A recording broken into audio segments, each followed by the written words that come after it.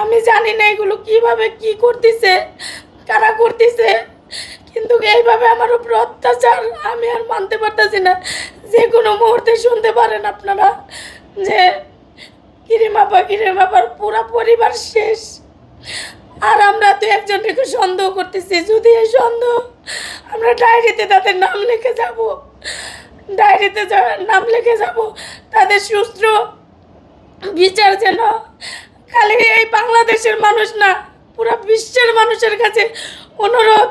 একের পর এক আমার কমপ্লেন বের করতেছে, আমার প্রোডাক্টে কোনো ভেজাল নাই, ভেজাল কোনো জিনিস নাই, একের পর এক টর্চার হচ্ছে। এগুলো আমার এক ধরনের মানসিক টর্চার।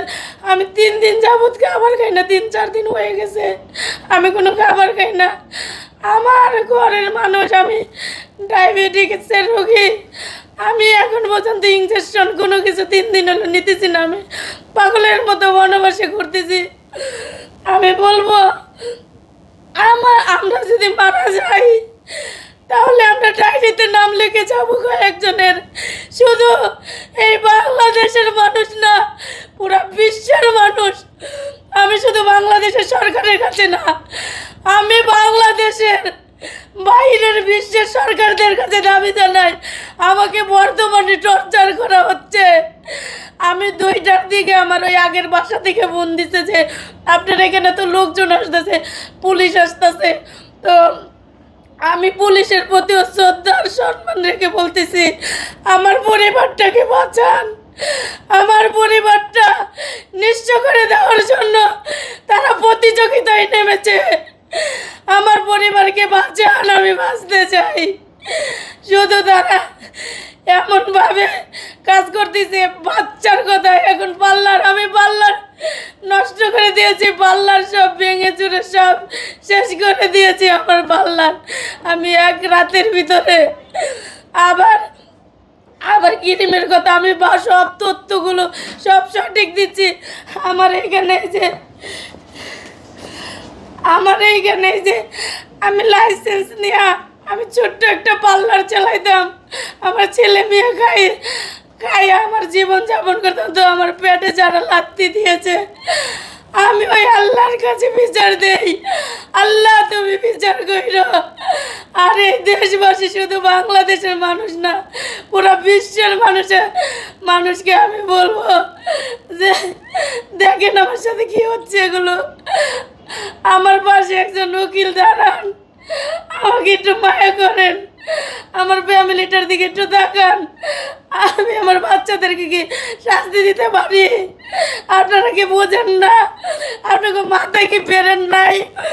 কেন আপনারা বুঝেন না? কি কারণে বুঝেন না? আমার বাচ্চাদের জন্য কত কষ্ট আমি করি, রাতের পর রাত কাজ করি, রাতের পর রাত। আমি নানান রোগে আক্রান্ত। আমার এই অল বডিটা চেক করলে 100 কোটি টাকার রোগী পারবো। নানান রোগে আক্রান্ত, তাও বড় বড় রোগে আমি আক্রান্ত। শুধু আমার শরীরে ক্যান্সারটা ঢুকে নাই, তাছাড়া সব রোগ আমার শরীরে আছে।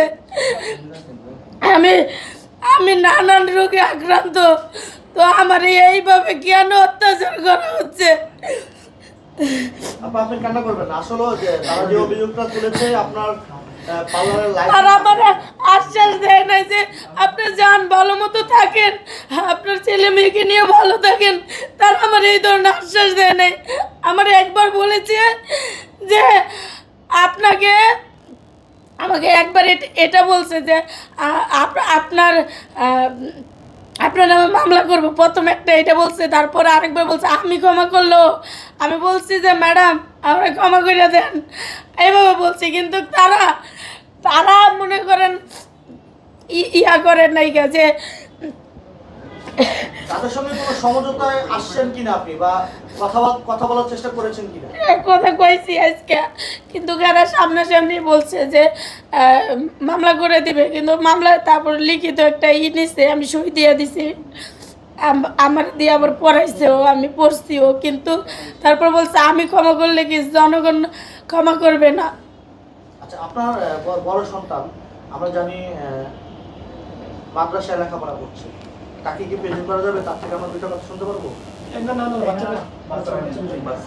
আমার বাচ্চা তো সব সময় বলতিছে ভিডিওতে ঢুকে, সব সময় বলতিছে, কোনো একটা বার কিন্তু আমার আমার বাচ্চা আমার হাজবেন্ড বলতে বলতে তারা মুখে ফেনা উঠায় ফেলছে। আমরা কার কাছে যাব, আমরা কোনো উকিল ব্যারিস্টার কি কয় এতেই বুঝি না। এখন আমারে এত এত মানুষের সামনে কিভাবে আমারে বারবার প্রেজেন্ট করাইতেছে, কেন এগুলো? এখন আমি পার্লার পুরলার চাইরা সব চাইরা আমি চলে গেছি, তারপরে দিয়েও আমার এরকমের টর্চার হইতেছে। এগুলো কি আদৌ কি আমি কি ভুল গিলা করছি কিনা? তাই আমার কোথায় যাইতে হবে বলেন আপনারা? পিবিআই তদন্ত করুক, পুলিশ তদন্ত করুক। আমার পুলিশের উপরে অনেক বিশ্বাস আছে যে ওনারা এই কাজগুলো করবে। আমার বলেন কোথায় যাইতে হবে, আমি তো জানি না। আমি যদি জানতাম এর আগে এই ধরনের প্রবলেম বা কোনো কিছু আমি ফেস করি নাই।